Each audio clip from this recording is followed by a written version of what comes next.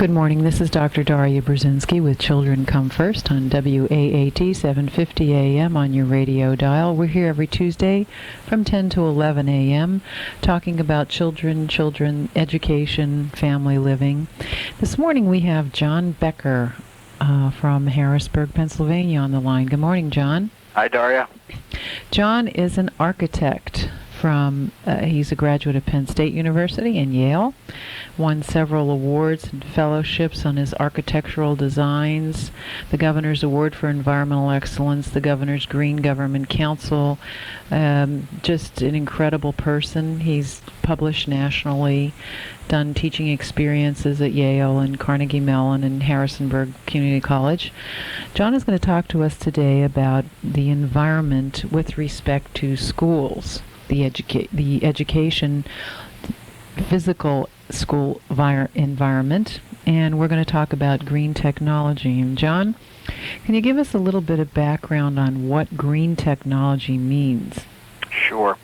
What is it? Well, it's primarily comprised of four, what I would say, primary objectives for those of us who are working on green buildings. And those four quite simply are, number one, try and utilize what we call appropriate technology, not high-tech stuff, in order to significantly reduce energy consumption and operational costs in our buildings. Number two, to maximize the use of sustainable materials in a project, and this means things that ostensibly have highly recycled or recyclable content, but more than that, we research pretty deeply the manufacturing process to make sure that the manufacturers and producers aren't contributing high levels of waste and other toxic substances to the waste stream. Number three, we want to minimize negative impacts on interior air quality. Basically what this means is high levels of ventilation, very clean air, making sure there are no VOCs, which we use as an acronym for volatile organic compounds. So we specify things such as non-petrochemical-based adhesive sealers, water-based paints, things such as that. And then lastly, which is the reason to do all the first three, is very simply to improve the health, motivation, productivity of all the building occupants. And we do that by incorporating the first three into highly improved and flexible environments. And we believe that this is immensely germane to school facilities. Briefly, say the first three again. First three is to utilize appropriate technology to reduce energy consumption and operation costs. Two, maximize the use of sustainable materials. Three, minimize negative impacts on interior air quality. All right. I wanted to ask you some questions about these. Now, when we're talking about these, give me a little bit of historical background first on green technology. Sure. My personal involvement began a little more than 3.5 years ago when I began working on the schematic design for the Department of Environmental Protection's South Central Regional Headquarters building in Harrisburg, which has been labeled the Commonwealth's first green facility. And this occurred in several meetings at DEP with one or two highly concerned citizens who brought this to the table. And at that point, I had a small interest, but not anything that was driving my decision-making. The movement itself pretty much began, I'd say, as early as the early 70s when the first oil crisis hit us. And a lot of work was done with solar energy and passive solar design, energy consumption reduction, but it didn't last real long. And I think what's happened is there's a tremendous resurgence now because those of us who were teens or around that age when we were younger now are in a position to actually implement some of the things that were being talked about then. More importantly, I think, if one can review a sampling of environmental statistics, primarily as researched by the Council of Concerned Scientists, which is comprised of about 2,000 scientists worldwide, 100 Nobel laureates, some of the findings that have been recently published include things such as 54% of all the energy used in America is related to construction. Over a third of our nation's landfills consist of construction debris. When I started hearing things like that and substantiating them, I started to feel pretty guilty that as a professional I was contributing to those detrimental effects on the planet. And I think a lot of other folks have felt the same way. So within the past, I'd say 5 to 10 years, more poignantly the past 5 years, this movement of green technology has really taken much of our design and construction field by storm. Much of it also, I think, was highly implemented or motivated by a tremendous organization out in Snowmass, Colorado called the Rocky Mountain Institute, which is headed up by two really fabulous people, Amory and Hunter Lovins, who are a couple, and Mr. Bill Browning. And that began in 1982. They have a tremendous website where one can access just amazing, prolific information about what green building is, what sustainability is. What is that website? Do you know? Yes, it's rmi.org. Okay. Actually, I might be wrong about that. It could be .com. I'd have to. I always get that confused.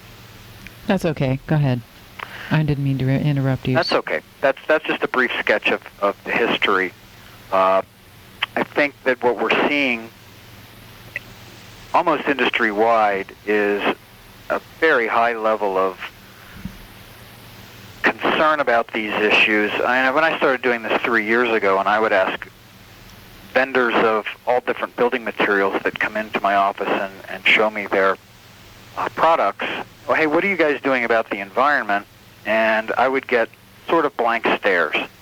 Now people come into my office and the very first thing they show me is some sort of marketing piece on what they're doing about the environment, sustainability, green technology. But that's both a positive and a negative because it has become such a marketable issue. We have to be very careful that we do adequate research to uncover what I frequently find, which is something that's called greenwash, which is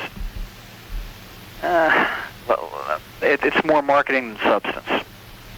All right, now I have a question to ask. I had no idea that the green technology movement in the United States has been since 1970. If that's true, we're nearly 30 years into it. Why are we not educating students in the area of architectural green technology like plumbers, electricians, architects? I don't ever remember seeing any university that's based in green architecture. Or am I wrong? Maybe I'm wrong. That's a very good question. I think that the very germ or genesis of this movement did emerge out of the energy crisis in the early 70s. 1973, I think, would probably be an accurate year to pinpoint that. But I don't think that it's really taken hold until the past 5 years. It's sort of been a very small group of pioneers who have spent, I think, the last couple of decades truly engaging this on some very deep personal and professional levels. Now that some of the data and their findings have emerged, I think there are many of us as professionals who have begun to embrace this. And indeed, there have been recently developments in terms of green design schools. For example, University of Pittsburgh has just recently begun a program in green development where they will be training students in sustainable development rather than what I would call the mindless rape of land in terms of sprawl around some of our metropolitan areas. For example, this is one of my favorite statistics about Pennsylvania, is that in the last 30 years, our metropolitan areas have grown by 13%, but the developed land around those areas to support them has grown by 81%. I think that's really highly disproportionate. Say that again? The metropolitan areas have grown 13%. Yeah. And what? The developed land around those metropolitan areas, in other words, the suburban sprawl, has grown by 81%. That's incredible. That's truly incredible. Incredible disparity. Yeah, and this is one of the reasons why Governor Ridge created the Governor's Green Government Council about a year ago in response to the 21st Century Environment Commission in the Commonwealth that identified let's call it poor land use and or sprawl as the number one environmental problem in the Commonwealth for the next century. Anyway, there are a couple of schools who have begun identifying green technology as a primary endeavor of study. To answer your question as to why it hasn't happened sooner, I think it's not dissimilar from many other altered ways of thinking. You end up having to fight the inertia of the status quo and or this is the way we've always done it. And in some ways that becomes highly difficult, particularly in a complex set of parameters that are required to construct large buildings or even small buildings. And I think what we're beginning to see is now that this has created a market whereby there is a demand, the costs for implementing these measures has significantly decreased to the point where now a sustainable and or green building, and by the way, a green building can be either a little bit green or completely green. There's a wide range. And in fact, that's something else I'd like to talk about briefly is the U.S. Green Building Council's LEED program, which will be the first evaluative system for identifying what is and is not green buildings from, they have 4 different levels of awards, bronze through platinum, and that'll be issued probably by the end of this year. They've launched their pilot program and selected 30 buildings nationwide to evaluate. But anyway, because the demand has increased, costs have reduced, and we can now construct a green building basically at the same cost as conventional construction, while at the same time, without too much difficulty, cutting energy consumption costs by at least a third, more often half. Which means that this now becomes a highly desirous economic approach for creating buildings. And part of my job is to get out there and let people know that this is in fact possible. I think you've just struck on something. My next question is, most people don't know that this option exists and that in fact it is economically feasible to be able to build a green school. And I think that's part of what we must do is educate the public. But let's face it, how many people in the state of Pennsylvania recycle? How many people buy recycled products? Well, the recycling in Pennsylvania actually ends up being one of the better recycling programs in the country, and Pennsylvania has begun to emerge as a leader in many of these environmental issues. But your question is very, very well taken, in that simply having the awareness that this approach exists is, I think, a critical task of the next few years. And there are, I think, some tremendous opportunities within our public school system to begin addressing this. And in fact, one of the findings of, or let's call it the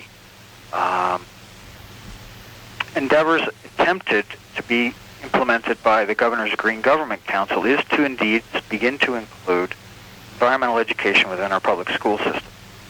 And in my view, it seems to be highly critical that young people begin to understand, and I think if you talk to them, they do understand, that within the coming century, we need to foster ecological design intelligence and carefully mesh human purposes with the larger patterns of the natural world. And I think this requires pretty careful study of those larger patterns, as well as human purposes. And what better place to do that and to responsibly prepare for a healthy future on this planet than to do that in the educational system, which is what it's fundamentally about, is responsible preparation. Yeah, except that green living is a way of life, not just a course in school. Oh, indeed it is, and that's you exactly can teach children in classes all the time, and yet if they don't apply it in their own life, in their home environment, it's not going to have an effect. Well, and because of that, when we look at these schools, we take a holistic approach in terms of even the waste stream that the school produces, such as utilizing recyclable plates and cups in That's cafeteria, cool. Yes. and utilizing local foodstuffs grown by local folks. Yes. As parts of the entire operation of the school. It's not just limited to the building. It has to extend. I mean, even selecting cleaning products that are completely non-toxic. And it is indeed identified a way of life. And if, in fact, you can place a child within that environment on a daily basis, I believe that it would become part of their fundamental thinking as opposed to it being an exception to the rule. Yes, I agree with you completely.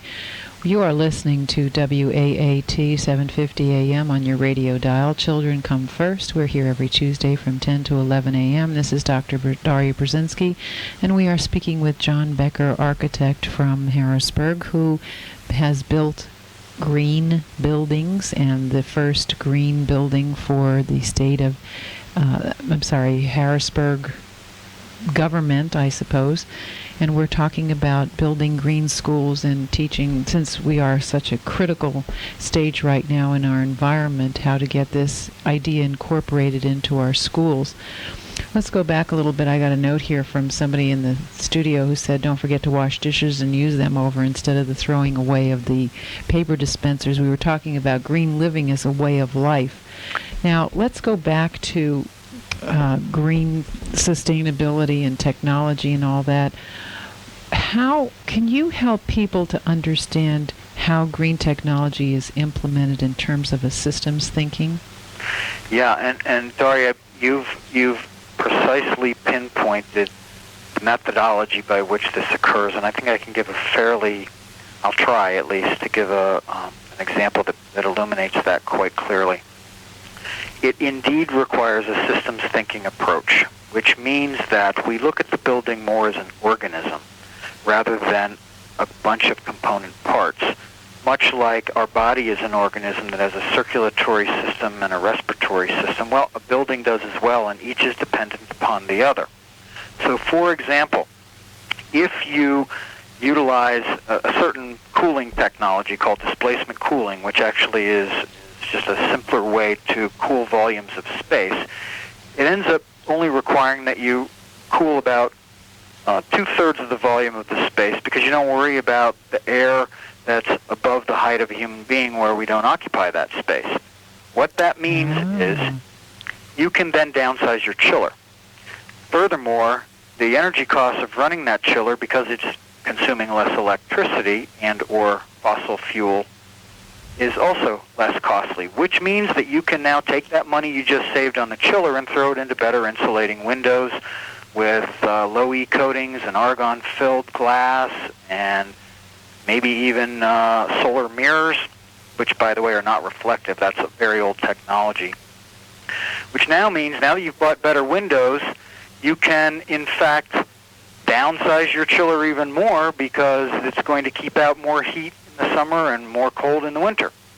Which further means that you can do things such as now spend a little bit of that money on a better lighting system, which would be indirect lighting that in essence bounces light off the ceiling, so you don't have any direct hot spots on things like computer screens. And because that's highly efficient, and you can locate task lighting in precisely designated areas, you can now use less lights, which means that, first of all, you've paid less for the lights to begin with. Number two, they consume less electricity, so you're paying less to operate them. And number three, lights produce heat. And basically in this climate, 41 degrees north latitude, where Harrisburg's located, we're more often than not cooling buildings rather than heating them, because equipment and human beings produce heat. Which means that if the lights are producing less heat, that's less heat now in the air that you have to cool, which means you can downsize your chiller even further, and on and on and on. So what I've just identified, I think, are three different components of a building: windows, air conditioning, and lighting, that are inextricably interwoven. That's systems thinking. Well, in essence, our educational system itself does not think in systems ways, or the fact that an environment is organic. We think of things as in parts, like we did when we develop the different subject matter. I think it's going to take a little bit of time and energy for us to start thinking in a systems way, but the way you've explained it is definitely dramatic in terms of allowing us to be able to see through your eyes in terms of a systems approach. But we really don't have a lot of time to think about doing something different. How can we, now that you've told us this way, how can we, most school districts are not going to be able to build new facilities. How can we redesign school districts and schools to be green in the facilities they're in already? I mean, is that possible? Oh, it's absolutely possible. And in fact, if you think about, one of my favorite ways to think about buildings is that they indeed, in and of themselves, are a resource. I think that for many years, the construction industry has viewed buildings, in essence, as being disposable, like a Bic lighter. When you're done with it, you can throw it away, knock it down, build another one, throw the materials in a landfill. So if one looks at existing buildings in and of themselves as a resource, that move alone is a sustainable move. And renovating buildings in a green fashion is not a difficult task whatsoever. It basically means have to analyze their insulating qualities, probably replace the windows, truly examine carefully their heating, ventilating, and air conditioning systems, but again, not as separate pieces, but all as an integrated systems approach. And in order to do that, it's a different way of designing buildings than we have done pretty much throughout the past 5 or 6 decades, where the architect hands off a schematic design to all of his different engineers, meaning the heating people and the lighting people and the structural people. Rather, all of those people get together on day one and sit down and truly share their knowledge. And because of that synergy, the design approach itself is an integrated systems process, which, by the way, I think is a lovely model for education in and of itself. I agree with you completely. Now, I have a question to ask you regarding these. You said you meet with different people to talk about it, but for the most part, most of Pennsylvania construction people, even architects, carpenters, electricians, plumbers, haven't a clue of what you're talking about. They were raised in a system and were taught in a system that's totally different than green engineering. So how do we, even the engineers and the people in the local municipalities don't understand green technology. How are we going to help those people? What should we do to enable those people to learn more about it? Do you have any suggestions? Yeah, sure do. There are, I think, several methodologies for disseminating the word, not the least of which have already been implemented on some level by state government. DEP's website, Department of Environmental Protection, has immense amounts of information in this regard. They have launched, with their programs, a highly directed educational group of seminars and tours of their facilities, because they're leading the charge by creating the first green buildings in the Commonwealth. In fact, we're working on the second one right now. Other ways to do this are organizations such as the Green Building Association here in central Pennsylvania, which is a collection of design professionals whose sole purpose is to indeed educate the public, design building professionals about these issues. There's the Green Building Alliance in Pittsburgh, also with a terrific website. There is, in fact, right now, not a problem with information, other than instead of there not being enough, there's almost too much. If you have an interest in this, it will probably bowl you over the amount of information that you're able to find out there. In terms of making this public, I think that things such as this radio program, I try to at least a couple times a month go out and give lectures about this. I think we're starting to see articles in the newspaper. We've contacted the media on several of the events, such as opening a green building.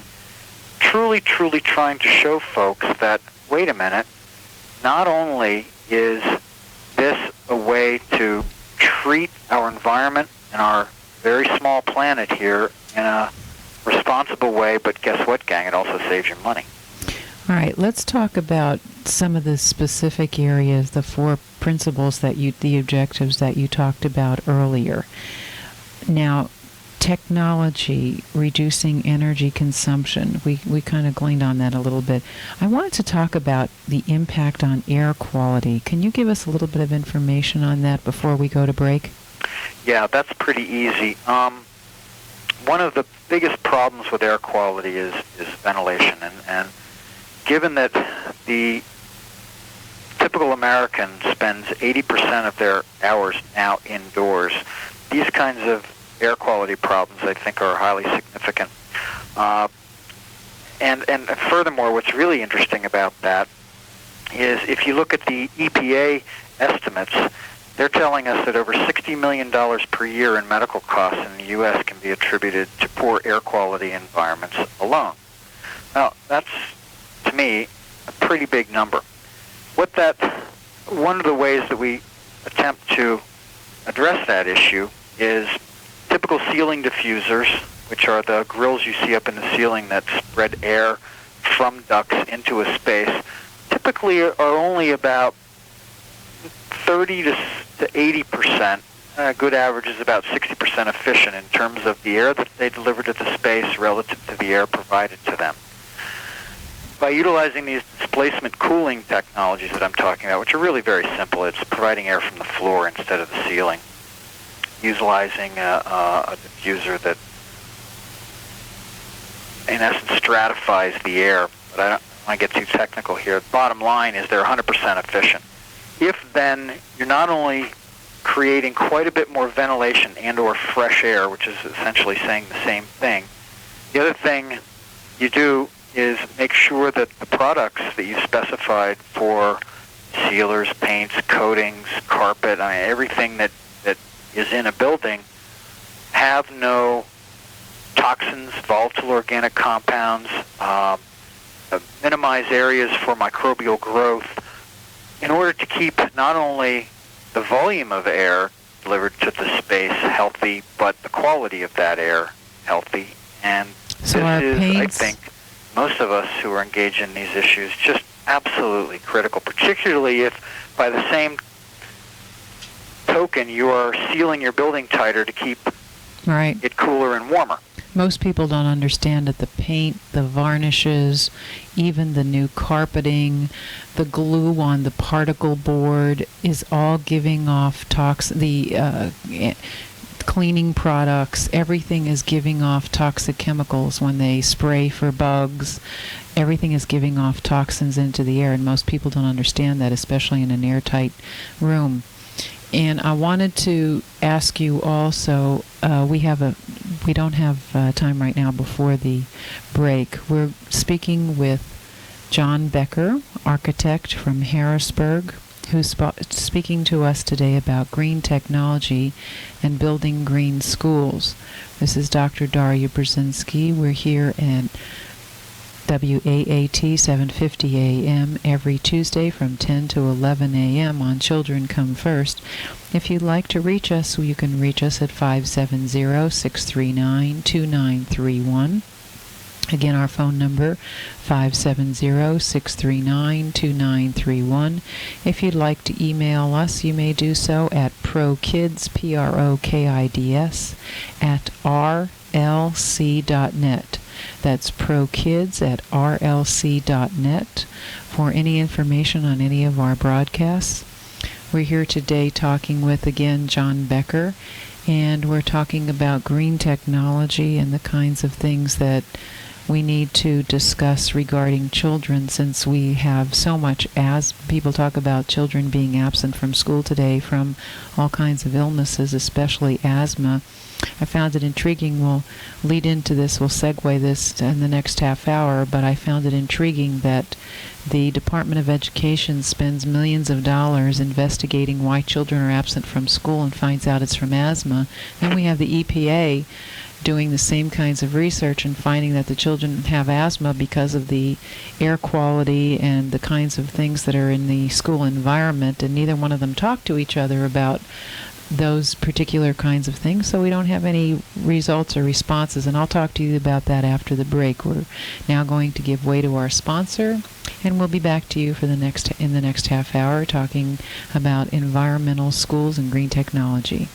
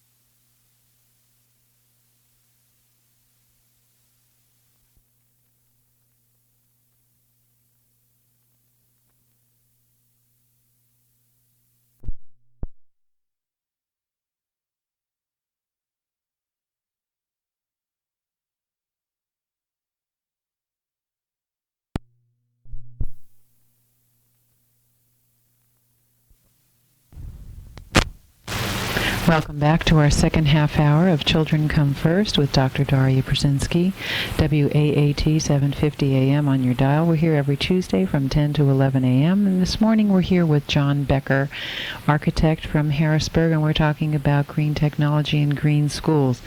John, I want to get back to the asthma issue. I was talking about earlier the fact that there are many children who are absent because of asthma, and in fact, asthma is created by environmental problems. Is that correct? Mm-hmm. How can we help our children? What kinds of sustainable materials can we use? That's a wonderful question. First thing that you want to attempt to do is minimize anything that's petrochemically based. And believe it or not, almost anything you want to find in a building has some sort of oil base in it. So even the things such as formaldehyde within plywood and particle board contribute significantly to the volatile organic compounds in the air, and that can last for a couple of years after a building's occupied. Compound that with some of the agents utilized in our cleaning materials, and you've got a real problem. So very first thing I would do when I would go into a school would be immediately take a look at what they're using to clean the building. And there are plenty of products available now. Great website for this is greenseal.org, where you can minimize any of those volatile organic compounds in those cleaning materials. Next thing I would do is absolutely maximize the ventilation. So, again, the two components are get rid of the contaminants in the air and increase the ventilation. What happens in a major city like New York or Philadelphia Harrisburg, when you have all the pollution outside with regard to the cars and the vehicles? Yeah, well, here you have another problem. And one of the things that I think we need to begin rethinking is minimizing the transportation to our school buildings and just about everywhere else.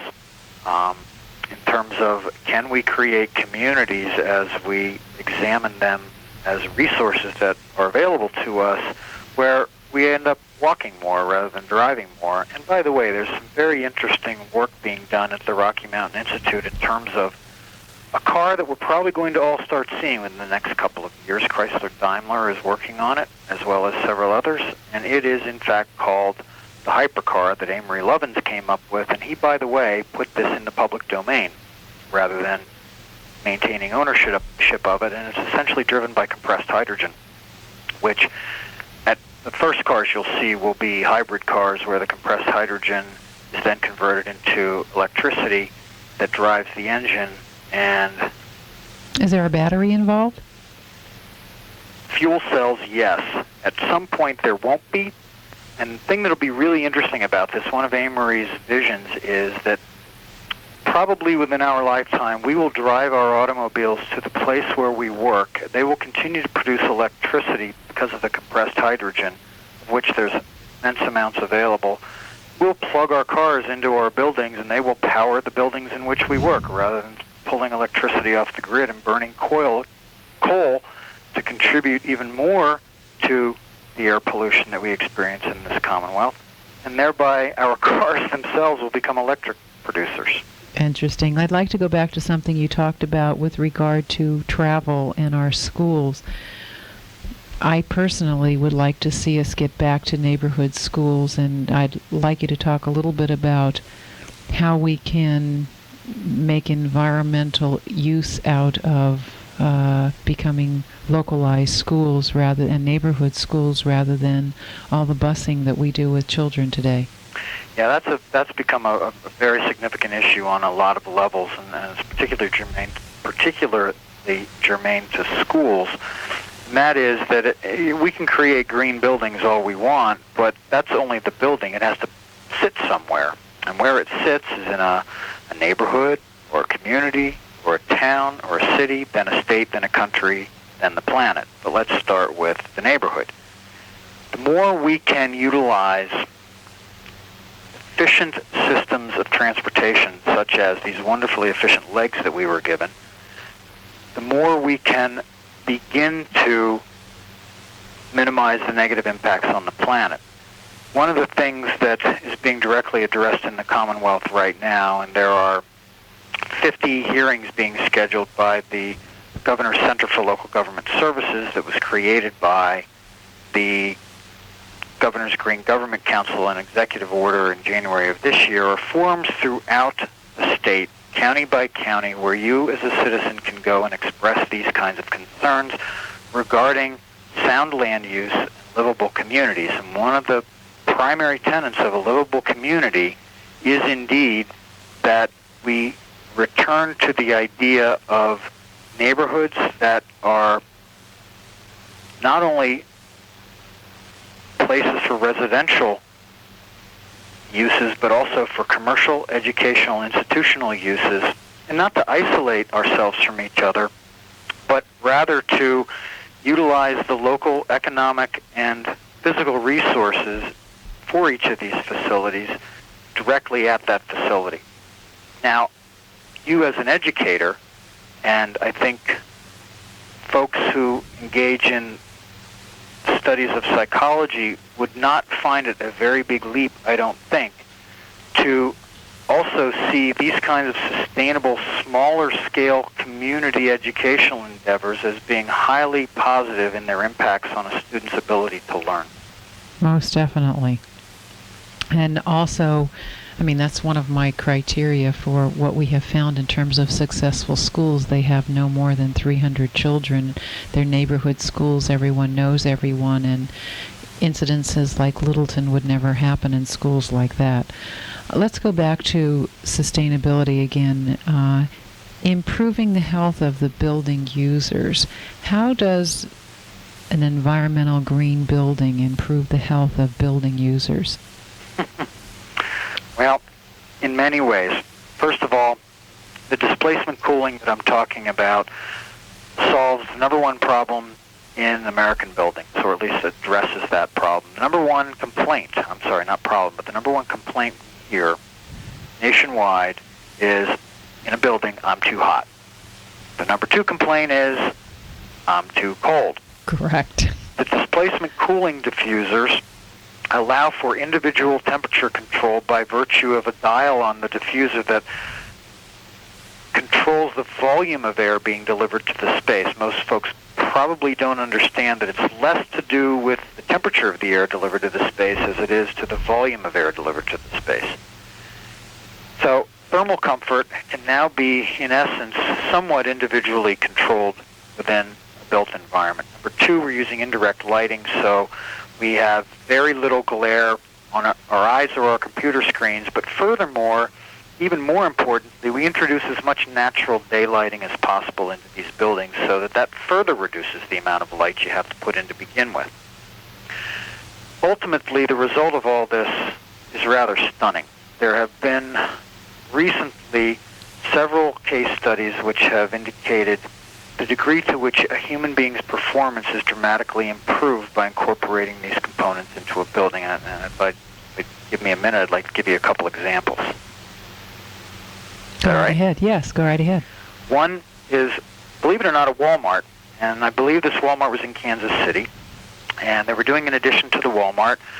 And the architect incorporated into that particular portion of the addition copious amounts of natural daylighting, as well as some of the other issues we've talked about. Well, a pretty remarkable thing happened, and that is, within the first couple of years, they began to notice, or actually the first year, they noticed that the merchandise that was housed in that particular portion of the building was outselling everything else in the whole store on dollars per square foot basis.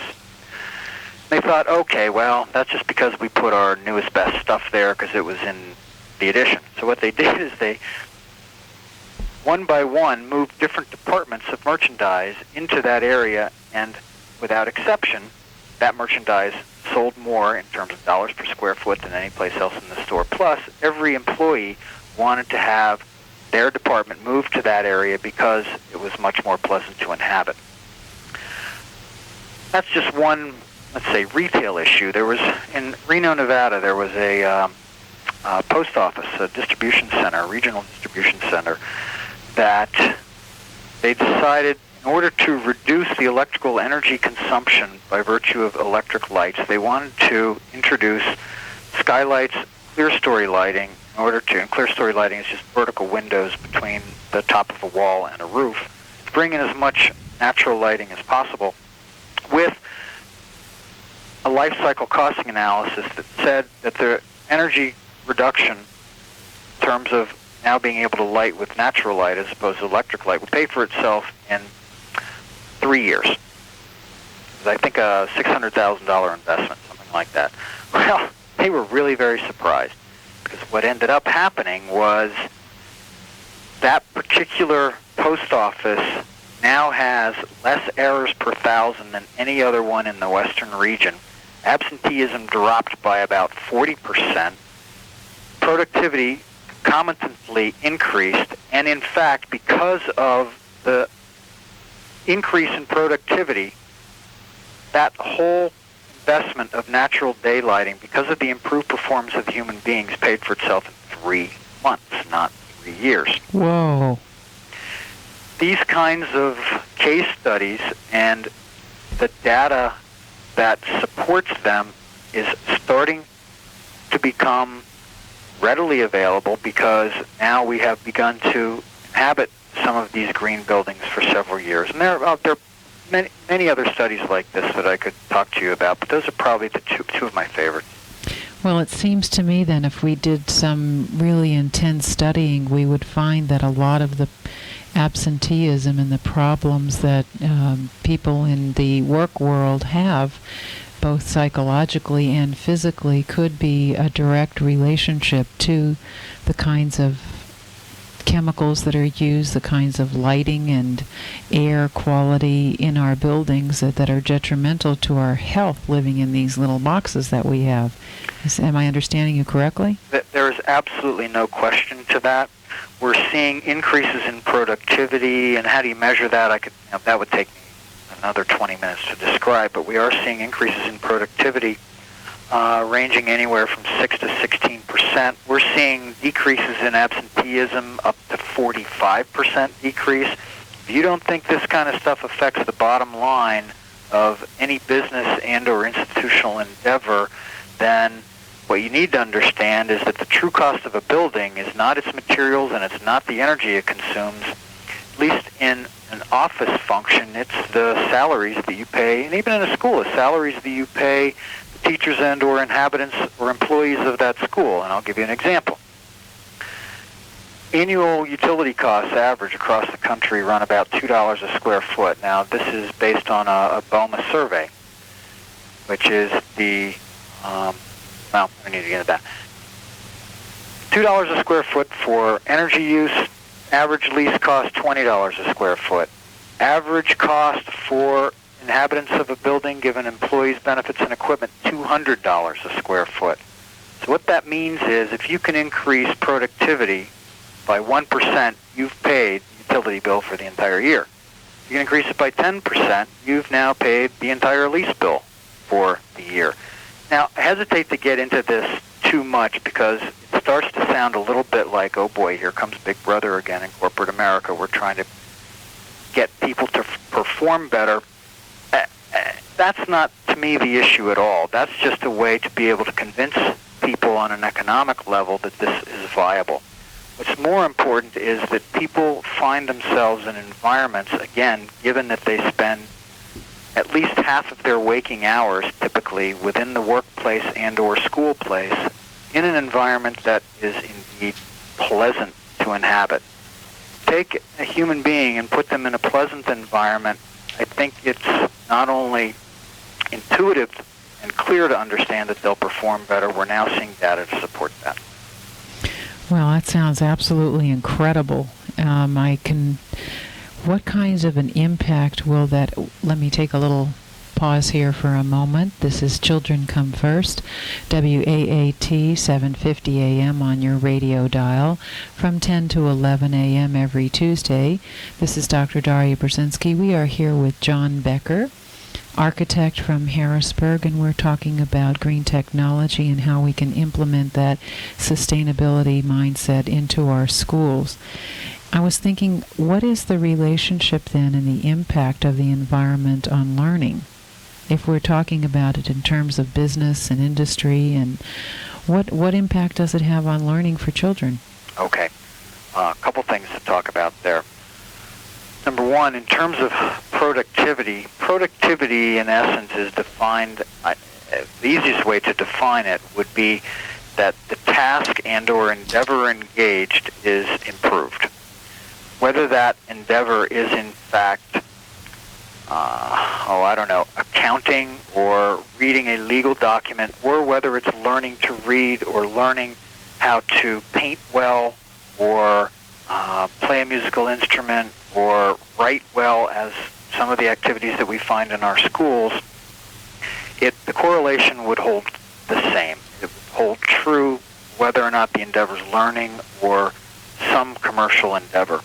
We have begun to see that this phenomenon has occurred in buildings that pay attention to the environmental quality of the spaces inhabited by students who are trying to learn. There have been some studies, interestingly, that have begun to show, for example, that students with learning disabilities have a very, very difficult time focusing when the lighting in the room is a direct fluorescent light because of the oscillations of gas between dipoles at each end of the fluorescent tube. if you now take and invert that lighting into indirect lighting that bounces it off the ceiling, the problem is entirely eradicated, and students can indeed focus. And particularly with learning disabled students who have a difficult time learning how to read, they're now able to focus better on the task at hand, which is indeed reading without the distraction of the oscillating light. That is incredible. What kinds of living and learning by example? I mean, what kinds of things can teachers do, for example, and principals do? Let's get down to the nitty-gritty of daily. Besides for offering courses, what kinds of nitty-gritty kinds of things can we do on a daily basis to improve the green technology in our schools and the sustainability factors in our schools that already exist? Well, one of the first things is, I think that let's start with, I don't know, whenever I ask my kids what's their favorite thing in school, they usually say lunch. So at the lunch room, one of the things we can do is reuse dishware. And in order to do that and not waste water, utilize highly energy efficient and water efficient dishwashers so that the kids are eating from plates that are washed every day as opposed to containers that are thrown away. That's one thing. We can then compost that food waste, let the kids know about that. In fact, they could even contribute to it. And in some of the schools we're looking at, we're actually creating gardens outside the schools where the kids can, in fact, plant, grow some of the food that's then used in the cafeteria and fertilized by the compost from the waste food from the cafeteria. Sounds like a system approach to me. Keep Pretty going. simple. Keep going. Yeah. Don't plant lawns around our schools that are incredibly inefficient in terms of the amount of water that's needed to maintain them, as well as the gasoline, oil-powered equipment that's needed to cut that kind of, let's call it landscape architecture surface. Instead, what we're beginning to do is take a look at planting indigenous growth around the school, such as Pennsylvania wildflowers, and those.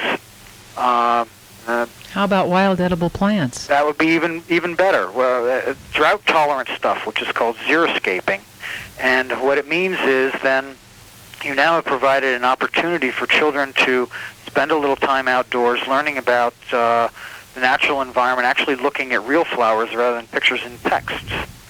Oh, I like it immensely. Oh yeah, these are just a couple minor things that we could do. You know, use only recycled paper in the schools, and make sure that you're always doing double-sided copies if you have to use your copier, and things such as having when there's a wood product in the school, make sure that the kids understand that this comes from a certified sustainable forest, so that we're not going through and clear-cutting our woodlands. And in fact, one of the wonderful things about Pennsylvania is it has more acreage of certified sustainable forests than any state in the country. And when we plan our schools, I think we ought to do it in a way that respects those kinds of natural resources and incorporates them actually into the educational program. It sounds wonderful to me. I was always raised in green technology all of my life, and I think many people out there, from parents who were from the Depression, which was where my parents were from, recycled all the time. I mean, they recycled clothes, they saved everything, kept them in basements and used things, and were very resourceful. In our economy today that is so affluent, something breaks down, we throw it away instead of using it. And also, most of the things that are built today are not reusable. We don't make products that are reusable with the computer chips and the kinds of internal structure that is in most of the technology. It can't be fixed. Well, you've raised a very important issue, and that is the reusability of our buildings, particularly our school buildings. What needs to be highly thought about by the design team and those decision makers responsible for their construction is the continued flexibility of that building, so its very physical configuration or constraints don't in some way mitigate future educational possibilities. Now, okay, this could sound a little bit like looking into a crystal ball, but what it means is utilizing materials that allow you to reconfigure space very easily. These kinds of issues we're trying to examine, I think, pretty clearly as well. The other kinds of things within a school that get pretty interesting are making sure that there's a whole idea about, do you really need this particular function? And let me explain what I mean by that. The first thing I've begun to ask any of my clients that come to me anymore, which may be a very odd question from a fellow whose very livelihood depends upon building buildings, is, well, do you really need that building? And ask folks to look very carefully at, first of all, do you actually need the building? Then to look very carefully. If the answer is yes, then when they start talking about the list of all the functions that they need to occur in that building, you begin to ask questions such as, well, is there any way that these two functions can coexist? Is there any way that there might even be realized a benefit from synthesizing two ostensibly dissimilar programs in a way that now creates an even stronger, let's call it, integrated program, so that the question becomes, do you really need it, as opposed to how big do you want it? Very good. I was thinking in terms of my mind of the schools that we have today and how they're such huge. When we think about Littleton and how the 2,000 students are in that school and many of the other public schools we have in the United States and how huge and large they are. And I was wondering, I mean, when we, in the thoughts of localizing schools and bringing them down to a more neighborhood level and trying to reduce the sprawl that's been happening, what do we do with those old, huge buildings? Turn them into museums when we want to do something like that? Well, at some point they will, in fact, be obsolete. and I think it doesn't quite matter what we turn them into. I think what matters more is that we recognize them as a resource that can, in fact, be reused. And I think that the point of analyzing this at the very inception of a building program for a school is trying to understand that, gee, if I build this school now, I really don't know what education is going to be like in 50 years or even 100 years, but I sure would like this building to be around that long and be able to maintain its function. Therefore, it's incumbent upon me as a design professional to make sure that that kind of flexibility is a component of the design process. Well, I appreciate all your comments. I mean, it's really been incredibly enlightening today with regard to the environment and our children and our schools. If you could sum up, we have about 5 minutes here left, if you could sum up green technology and education and what you'd like to talk about to our general public, what would you like to tell them? Two things. Number one, that the model that I think ought to be used for all of these endeavors is that which was provided to us, which is nature. And the fundamental law of nature is waste equals food. What is waste produced by one organism indeed becomes food for another, which means that it is a closed system of immense efficiency where there is indeed no waste. Second thing would be a quote from William McDonough, who is one of the leaders in technology. Oh, my favorite person in Charlottesville, Virginia. Yes, in fact, was the dean of the University of Virginia's architectural program. Yes, he is. He quite simply opens his lectures on this by making this following statement. That is, what we are doing here is about all of the children of all of the species for all time. And that's probably about as succinctly as it can be stated.